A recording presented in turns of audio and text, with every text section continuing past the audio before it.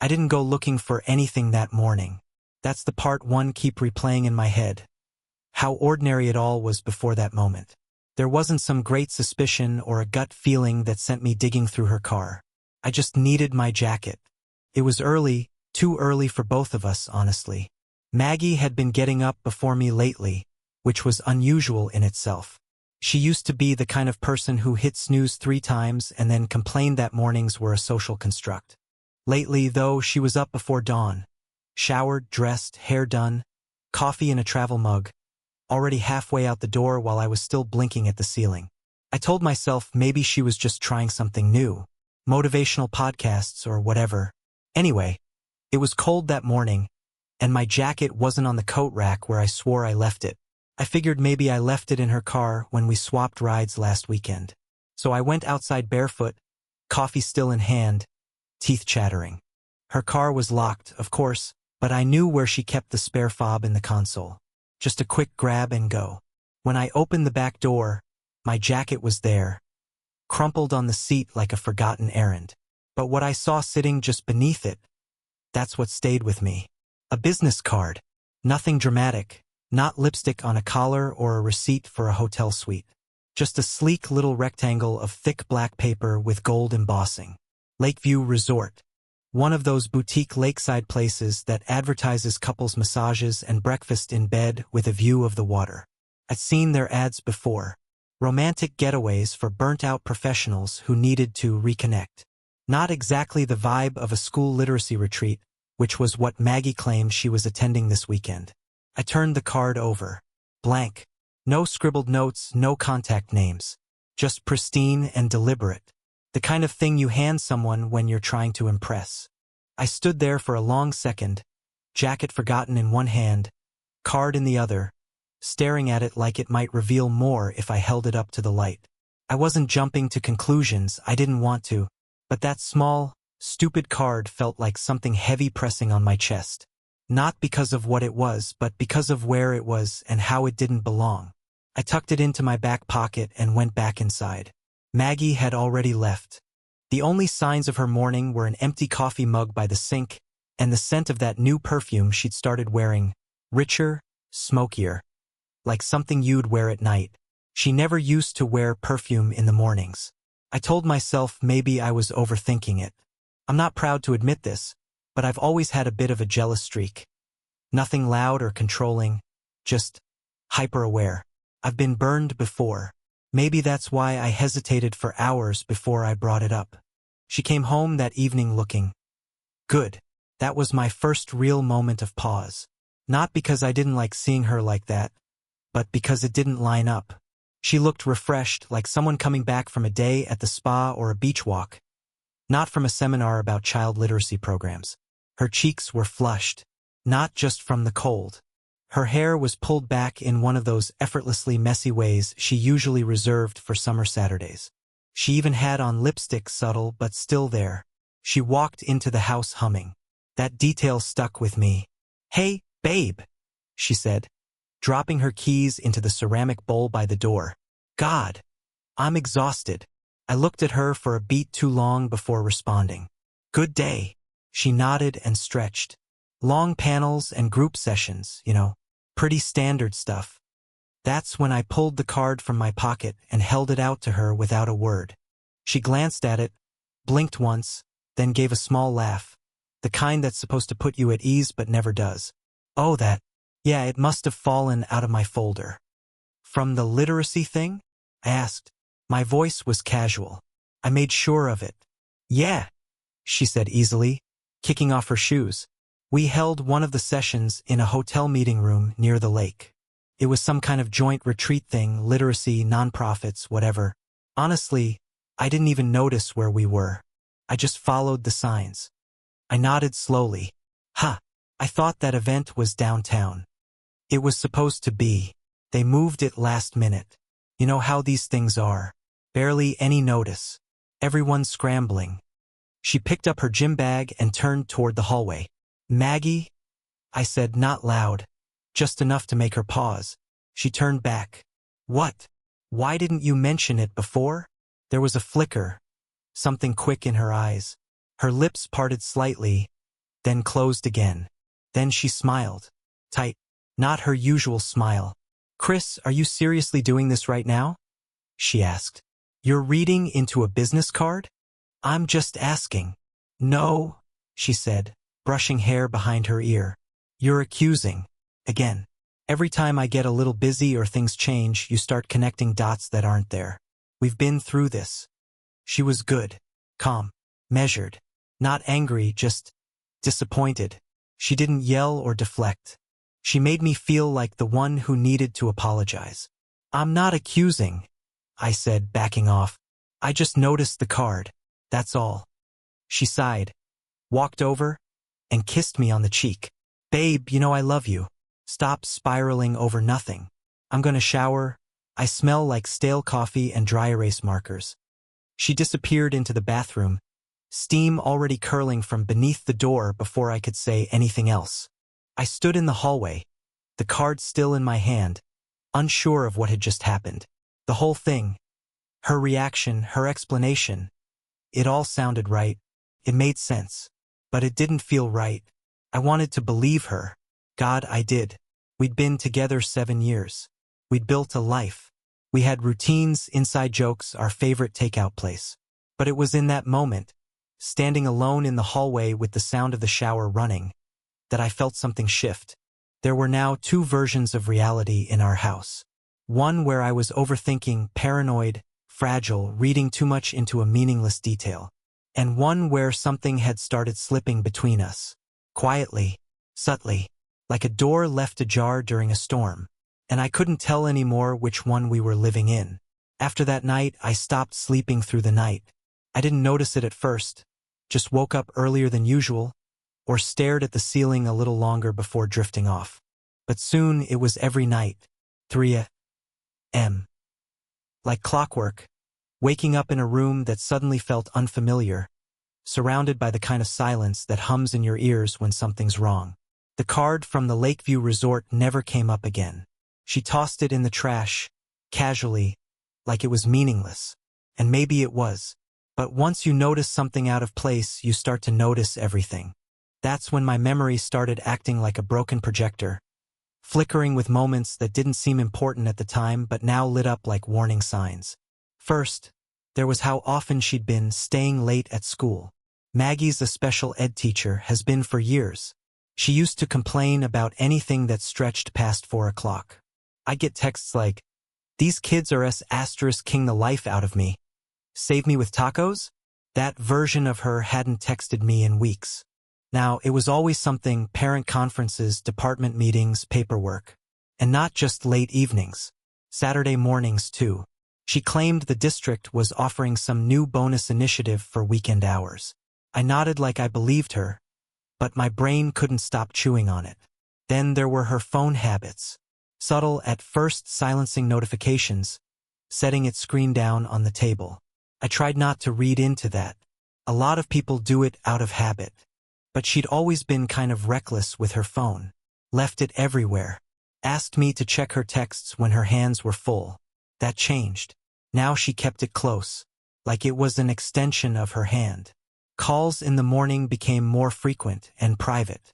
She'd retreat into the bathroom and talk softly through the steam of her shower. Once, I passed by the door and heard her laugh. A small, breathy laugh I hadn't heard in months. Not directed at me, anyway.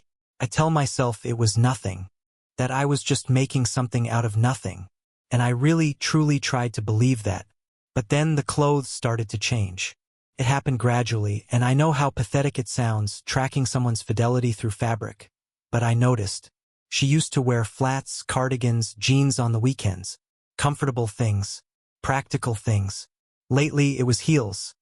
Tall ones, sharp ones, the kind she used to call torture shoes. Her jeans got tighter. Dresses got shorter.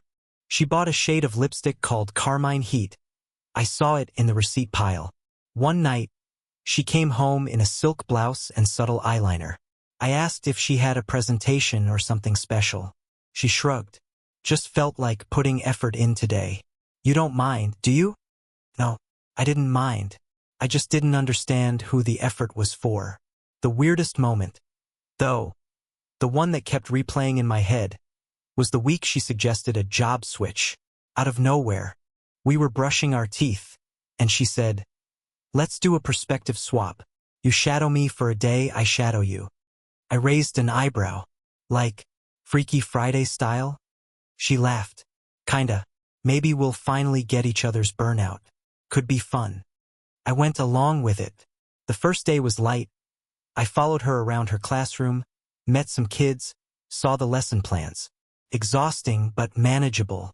On the second day, when she tried shadowing me, something changed. I'm a project manager at a logistics firm. Not glamorous, but not soul-crushing either. Still, she looked miserable by lunch. Her blouse wrinkled, heels scuffed, eyes tired. That night, she sat on the couch in silence for a long time. Then she said, "I don't know how you do this every day. I don't think I've ever really seen it." I expected a moment of connection. Of her reaching over, resting her head on my shoulder, saying something like, "I get it now. I see you." But it didn't come. She stood up, kissed my temple, and went to bed early. The role swap never came up again. Like it was a test she didn't want to finish.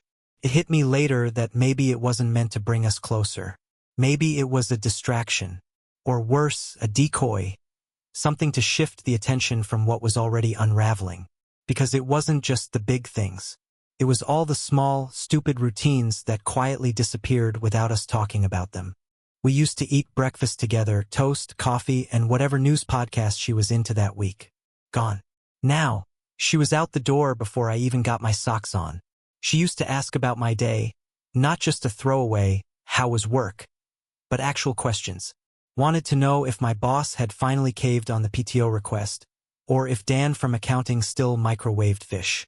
Now, I could come home with a bandage on my face and she'd barely glance up from her phone. And then there was the dog. He used to follow her around the house, slept near her feet on the couch, waited by the door when she was late. Now, he slept near me, trailed after me from room to room like a shadow. He wouldn't even get up when she walked in. One night, I watched her call his name 3 times without a single tail wag. People say animals know. I didn't believe that before. I'm starting to now. I remember this one morning, early October. I'd woken up first and decided to surprise her with coffee and croissants from her favorite bakery. I even got those stupid vegan muffins she pretended to like. When I got home, she was already dressed. In that same red wrap dress she used to wear on date nights. She looked up from the mirror and smiled. "Oh," she said, surprised. "You're up early." I held up the coffee. "Thought I'd bring you breakfast." She blinked at the bag. "Thanks. That's sweet." She walked over, kissed my cheek, soft, polite, and said, "I should get going. Big day." I watched her walk out the door without taking a bite of anything I'd brought.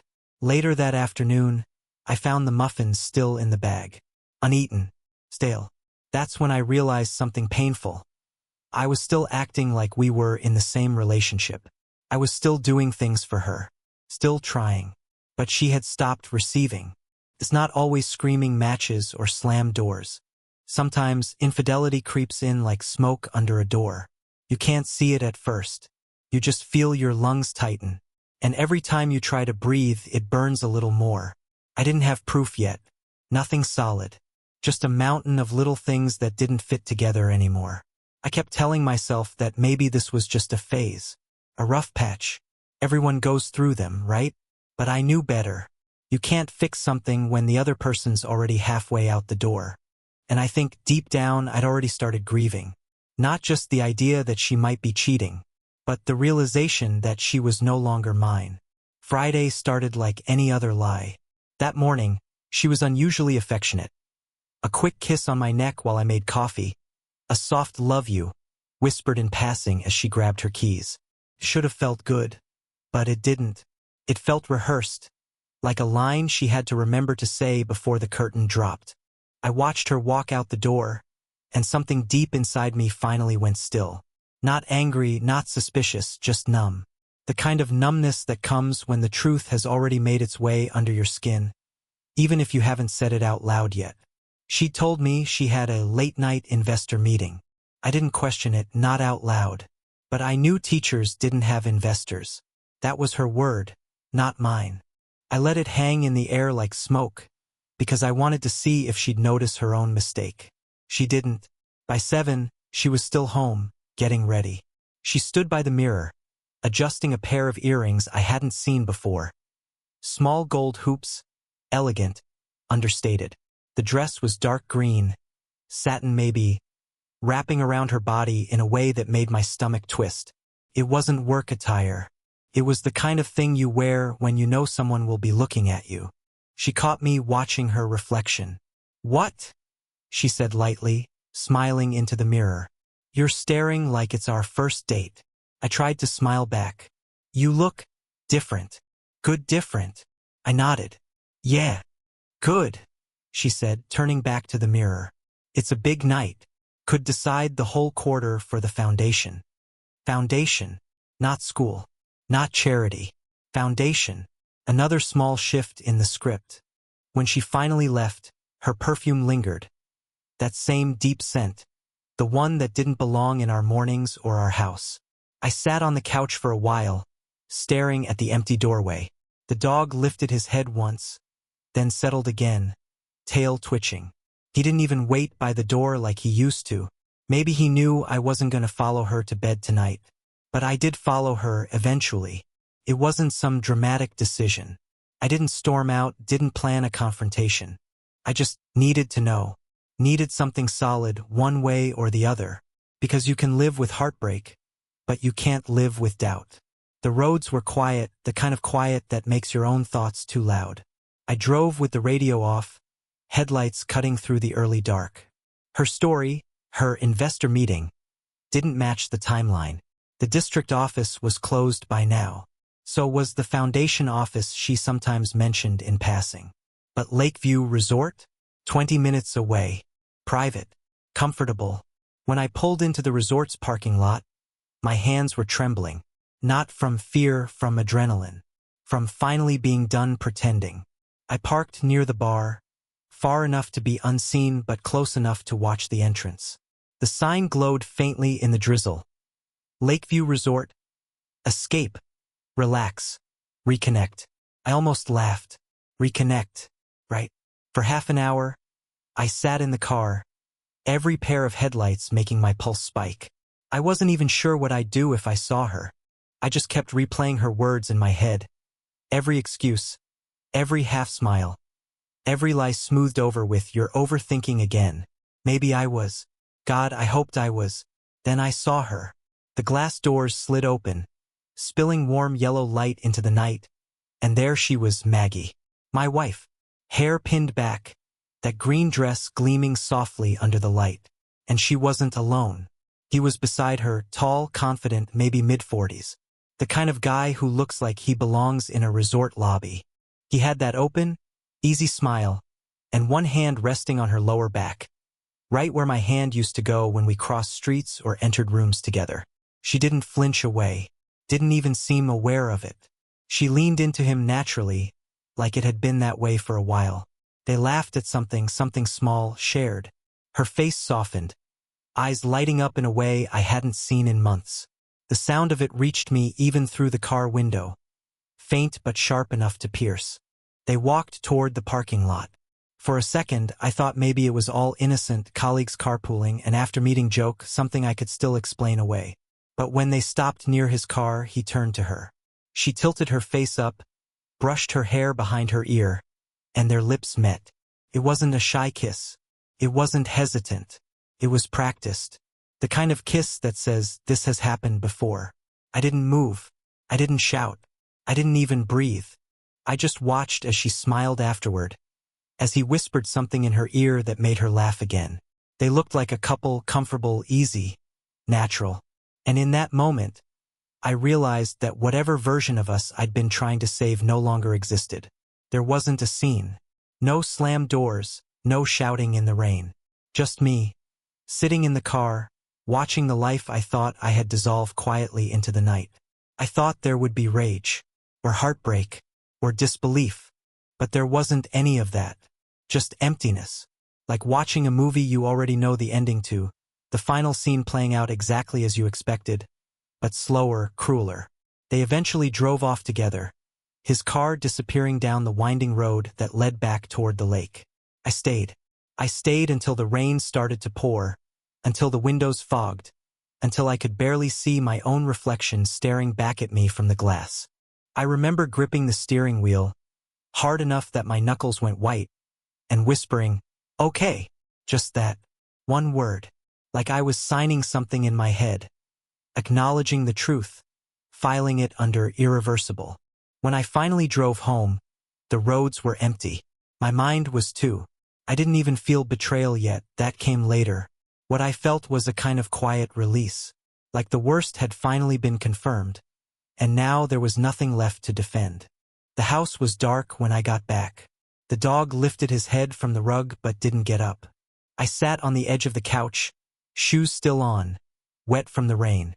I could still smell her perfume in the air, faint but unmistakable. The same one from that morning. The same one that wasn't really hers anymore. I don't know how long I sat there. Maybe an hour. Maybe longer. The rain kept tapping against the windows, steady and cruel, like it was reminding me of what I'd seen. Eventually, I stood up, went to the bedroom, and opened the closet. Her clothes hung neatly in rows. Blouses, skirts, scarves she never wore. I touched one absent-mindedly, and for the first time I didn't feel anything. Not love, not anger. Just nothing. That night I didn't sleep. I just lay there in the dark, listening to the hollow quiet of the house, waiting for her to come home. When she finally did, sometime after midnight, the door creaked softly. She moved carefully, quietly, as if sneaking in from a dream she didn't want me to wake from. She smelled like rain, and something else. The same deep perfume, mixed with the faint scent of someone else's cologne. She didn't see me awake. She didn't have to. I kept my eyes closed and listened as she set her purse down, kicked off her heels, and exhaled. That long, content sigh people make when they've been somewhere warm and safe. And right then I knew. She was never going to tell me. Not tomorrow, not ever. She would just keep building new lies until the old ones disappeared. But I had seen enough. The next morning, when she smiled at me over coffee like nothing had changed, I smiled back. And for the first time, I understood that the silence between us wasn't temporary. It was permanent. A quiet grave where the truth had finally been buried. She came home the next morning with 2 coffees. I was in the kitchen, feeding the dog, when I heard her keys rattle against the front door, the hinges creaking open like nothing had changed. Sunlight spilled in behind her, and her voice was casual. Too casual. "Morning," she said. "I grabbed your usual."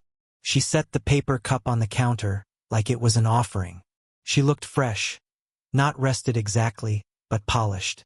Her hair still held the wave from yesterday, and her eyeliner was perfectly intact. She'd showered somewhere else, dressed somewhere else. She was too composed to have just rolled out of bed. I took the coffee, nodded. "Thanks." She sipped hers and leaned against the counter. "You sleep okay?" I looked at her for a moment, and that was when I knew I was done pretending. "Not really," I said. She didn't ask why. Just hummed softly, like she was already thinking about something else. Maybe she thought I was just tired from work. Maybe she didn't care. When she went to the bedroom, I opened the hall closet and pulled out her suitcase. Not the little overnight one, but the big one, the kind we used for vacations, the kind that meant someone wasn't coming back right away. I placed it on the bed and started folding. Not angrily. Not hastily. I didn't toss or rip or throw. I just packed. Sweaters, scarves, that one gray hoodie she always wore when she felt sick. I folded each piece like it belonged to someone else. Like I was helping a guest check out. She came out of the bathroom in leggings and a t-shirt, towel wrapped around her shoulders. She stopped in the doorway, staring at the suitcase. Her mouth opened slightly, but she didn't speak right away. Finally, "What are you doing?" I didn't look up. "Packing." "For what?" "You." Silence. No gasp, no anger. Just air leaving the room like a slow leak. "Chris," she said, barely above a whisper. I zipped one side shut and started on her shoes. "I'm not going to yell," I said. I'm not even going to ask questions. I already know. She moved toward the suitcase, touched one of the handles like it might burn her. Let's talk, she said. Please. There's nothing left to talk about. Her voice wavered. Can we just sit? For a second? I paused, glanced at her. Her eyes were glassy now, like she hadn't expected it to end like this. Not so quiet, not so clean. We've been sitting for weeks, I said. Months, maybe. You just didn't notice. Her hands curled around her sleeves. So that's it? You're kicking me out? No. I'm letting you go. She looked away. Her shoulders fell like someone had just let the tension out of her body. I didn't mean for this to happen, she said. You never do, I said. No one ever does. But it still does. The suitcase was full now. I zipped it closed and placed it by the door. She stood in the doorway, arms crossed, lips pressed into a line. She didn't cry. She didn't argue. She didn't ask for another chance. She just stood there in the clothes I'd seen her wear 100 times before, suddenly looking like someone I'd never met. The dog sat beside me, watching her. His ears were back. He didn't move toward her. She finally spoke, her voice hoarse. Where am I supposed to go? I don't know, I said. But you can't stay here. More silence. The worst part wasn't the lies. It wasn't the kiss I saw or the perfume that didn't belong to our home. It was that she didn't look surprised. She looked tired, like she'd known this was coming and just hadn't wanted to be the one to start it. I didn't want it to be like this, she said, eyes on the floor. I know. I kept thinking maybe it would pass. It didn't. She nodded slowly. Then, like a decision had been made somewhere deep inside her, she reached for the suitcase handle, rolled it toward the door. Her footsteps were slow, heavy. She stopped just short of the exit and turned back one last time. I did love you, Chris. I didn't answer. She waited for something, anything, but I gave her nothing. Not because I didn't feel something, but because I had nothing left to give. The door opened. A gust of cold morning air rushed in. She stepped outside. The wind slammed the door shut behind her. And that was it. No screaming, no fighting, no thrown picture frames or shattered dishes. Just a suitcase, a door, and a silence that finally made sense. I stood in the hallway, alone, in a house that had already been empty for weeks. She left behind more than she took. Shoes in the closet, books on the shelf, a phone charger plugged into the wall by the bed. Little things that made the space feel haunted. I didn't rush to erase her. I didn't bag everything up or burn old letters. I just walked from room to room, adjusting to the stillness. I sat on the couch. The dog curled up beside me. The coffee she brought sat untouched on the counter, slowly cooling. It was strange, how quiet freedom sounded. Not triumphant, not warm, just real. And maybe that was all I needed, because the truth had arrived without screaming, without accusation. It didn't need fire or fury. It just needed clarity. And I finally had it. It was 2 days before I heard from her again. No texts, no missed calls, no dramatic monologue outside the window in the rain. Just silence. And I thought maybe that would be it. Maybe she'd vanish into whatever new life she had already started building. I imagined her staying with a friend, a hotel, maybe even him. I didn't know, and I told myself I didn't care. But the silence didn't bring peace. Not exactly. It was like holding your breath, relief from the tension, but not sustainable. Then came the knock. It was soft, hesitant, the kind of knock you make when you're not sure you deserve to be answered. I didn't move right away. I just sat there on the couch, the dog resting against my leg, both of us staring at the door like it might open on its own. Another knock. 2 light taps. I stood, walked slowly, every step filled with something between dread and resignation. I already knew who it was. Call it instinct, or history, or just the math of unfinished endings. When I opened the door, there she was. Maggie. She looked different. Not in any dramatic way, still the same face, same eyes. But something had changed. Her shoulders were rounded, arms wrapped tight around herself like she was cold even in her coat. Her face held no makeup. Her hair was pulled back in a rushed bun, frizzy around the edges. And her voice, it was small. "Can I come in?" she asked. I hesitated, just for a second, then stepped aside. She walked past me without looking, like a guest who already knew the layout. She didn't ask if she could stay. She didn't say why she was here. She just walked to the guest room, the one with the creaky door and the mismatched nightstand, and shut it behind her. No apology, no explanation, just the sound of her rolling suitcase across the hardwood floor. The next morning, there were 2 mugs on the counter. She'd made coffee. My brand, not hers. She'd always liked those herbal teas that smelled like potpourri. This was straight dark roast. Black. No note. No words. Just the cup. I didn't drink it. We moved around each other like ghosts. She stayed in the guest room. She folded laundry she didn't wear anymore. Ran the dishwasher. Took out the trash. It was eerie. Like someone had replaced my wife with a clone who knew all the motions but none of the meaning. We didn't talk about what happened. She didn't say where she had been. I didn't ask. She didn't mention Rick. I didn't bring up the kiss. It was a mutual unspoken agreement, a cold war of avoidance. I started locking the bedroom door at night, not because I thought she'd come in, but because I didn't want to imagine that she might. Sometimes I heard her crying, not sobbing, just quiet, choked sounds in the dark, the kind of crying you try to swallow. I never went to her. I never asked if she was okay. Whatever she was mourning, it wasn't us. Not really. The dog wouldn't go near her. That struck me more than anything else. He used to be glued to her side. Now he sat at my feet, even when she called him softly in the kitchen. He'd glance at her, ears twitching, but stay where he was. Animals know. A week passed like that. Silent breakfasts. 2 people moving in opposite directions inside the same space. We shared air, not life. She started leaving notes. Not long letters or dramatic pleas. Just small scraps of paper on the counter. "Thanks for letting me stay. Do you want dinner tonight?" Refilled the Brita. Little things. Things that tried to mimic normalcy. I didn't reply. I'd pick up the notes, glance at them, then toss them in the drawer with the pens and batteries and menus we never used. One morning, she left a photo.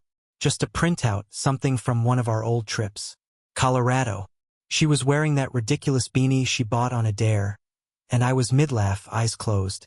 We looked happy, young, unaware. She wrote on the back, "I still remember this day. You made me laugh so hard I dropped my phone in the snow."